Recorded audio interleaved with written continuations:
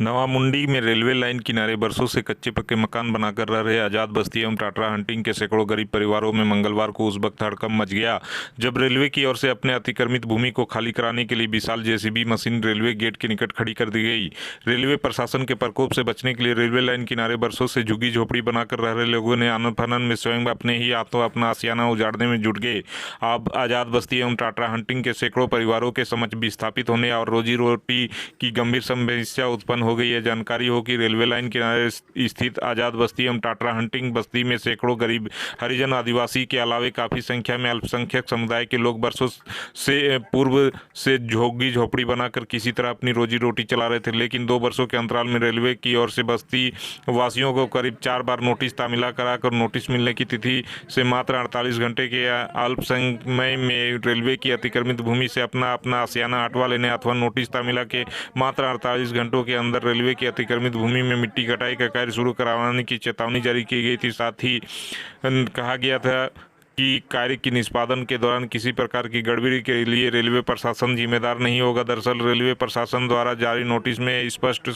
रूप से कहा गया कि OMDB-JMD के बीच 376/1030 पर झोपड़ी बनाकर आप सबों के द्वारा रेलवे की भूमि पर अधिकृत रूप से कब्जा कर लिया गया, जिससे प्रत्येक वर्ष बारिश के मौसम में मिट्टी की पर्ची होती है, जिसके लिए ट्रैक की स्थिति काफ़ी असुरक्षित है। इसलिए ट्रैक और यातायात की सुरक्षा के लिए ट्रैक साइड में ड्रेन और रिटेनिंग वॉल के साथ ही ढलान को आसान बनाना अति आवश्यक है। ट्रैक की सुरक्षा को ध्यान में रखते हुए काफ़ी पहले ही उपरोक्त निर्माण कार्य को मंजूरी दी जा चुकी है, लेकिन अब सबों के द्वारा अवैध रूप से निर्मित झोपड़ी के कारण रेलवे द्वारा किसी भी निर्माण योजना के क्रियान्वयन में काफ़ी कठिनाइयों का सामना करना पड़ रहा है। अतः आपको सूचित किया जाता है कि नोटिस प्राप्ति की तिथि से ही स्वेच्छापूर्वक अपनी झोपड़ी को हटवाकर रेलवे की अतिक्रमित भूमि को अतिक्रमण मुक्त कर दिया, अन्यथा रेलवे प्रशासन के द्वारा 48 घंटे के अंदर मिट्टी की कटाई का कार्य शुरू कर दिया जाएगा। कार्य के निष्पादन के दौरान किसी तरह की गड़बड़ी के लिए रेलवे प्रशासन जिम्मेदार नहीं होगा। रेलवे द्वारा जेसीबी की तैनाती कर दी जाने के बाद अब दोनों बस्ती के हजारों की आबादी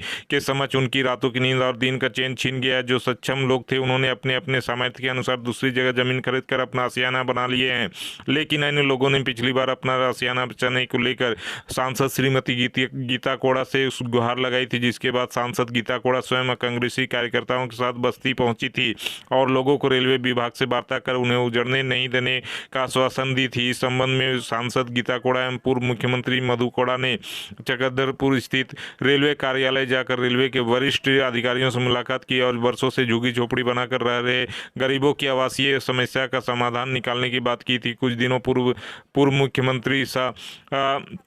जनजातीय केंद्रीय मंत्री अर्जुन मुंडा के नवामुंडी आगमन पर भाजपा के वरिष्ठ नेता विपिन पूर्ति के नेतृत्व में प्रभावित लोगों ने उनसे मुलाकात कर उनसे अन्यत्र भूमि की व्यवस्था करा वसाने की गुहार लगाई थी। तब स्वयं अर्जुन मुंडा ने प्रतिनिधिमंडल को ग्राम सभा आयोजित कर भूमि उपलब्ध कराने का प्रस्ताव पारित करवा उन्हें उनकी प्रति उपलब्ध कराने की बात कही थी, ताकि मामले को सदन में रखकर समस्या समाधान की दिशा में पहल की जा सके। साथ ही अंचल अधिकारी सुनील चंद्र को बुलवाकर उनसे इन गरीबों को बसाने के लिए भूमि चिन्हित करने का निर्देश दिया था, ताकि विस्थापित होने वालों को उक्त भूमि पर बसाया जा सके। इसके बाद बस्ती के लोगों ने राहत की सांस ली थी, लेकिन अब तक बस्ती वासियों को ना तो ग्राम सभा आयोजित कराई जा सकी है और न ही वरिष्ठ प्रशासनिक अधिकारियों की ओर से उन्हें अन्यत्र बसाने की दिशा में कोई सार्थक पहल की जा सकी है। नतीजन अब बस्ती में जेसीबी जैसे भारी वाहन आ जाने के बाद बस्ती वासियों को अपने और अपने बच्चों के रहने कमाने खाने की चिंता सताने लगी है। सांसद प्रतिनिधि सह 20 सूत्री अध्यक्ष मंजीत प्रधान ने सांसद के निर्देश पर आज भी आजाद बस्ती एवं टाटा हंटिंग का दौरा कर ग्रामीणों को फिलहाल उजड़ने नहीं देने का भरोसा दिलाया है। मंजीत प्रधान ने रेलवे के अधिकारियों एवं ठेकेदारों से बात करने का प्रयास किया, किंतु उनसे मुलाकात नहीं हो पाई। मंजीत प्रधान के साथ का लालिया दास।